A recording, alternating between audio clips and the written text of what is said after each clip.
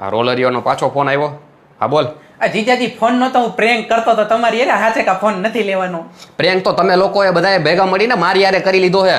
એ ભાઈ જીજાજી મને બધું સમજાય હોય ને, થોડુંક લિમિટમાં મળો. મારા બાપા બાજુમાં અહીંયા બેઠા સાંભળી ગયા ને તો હારા વેટ નહીં રહેવા દે.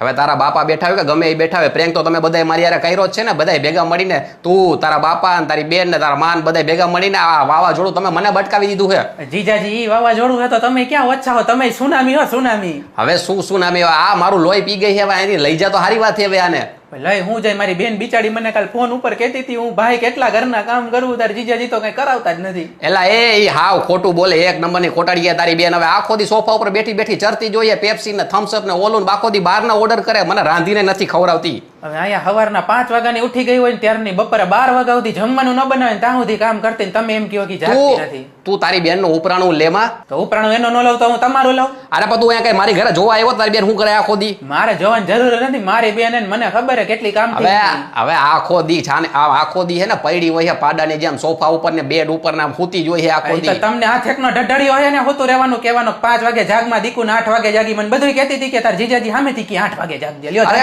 એ ખોટાડી એક નંબરની મારી પાસે કામ કરાવે, ઘર આખું ઉકેડો પડ્યો હોય, મારે કામ કરવું પડે છે. તમે કામ કરો એમ? તો કોણ કરવા આવે તો અહીંયા? એટલે મારી બેન કહે ને તમે કામ કરો એમ તો કરવું જ પડે ને. બાકી મને ધમકી દે ને તમને કોર્ટમાં લઈ જઈશ. ઈ આ રોલરિયો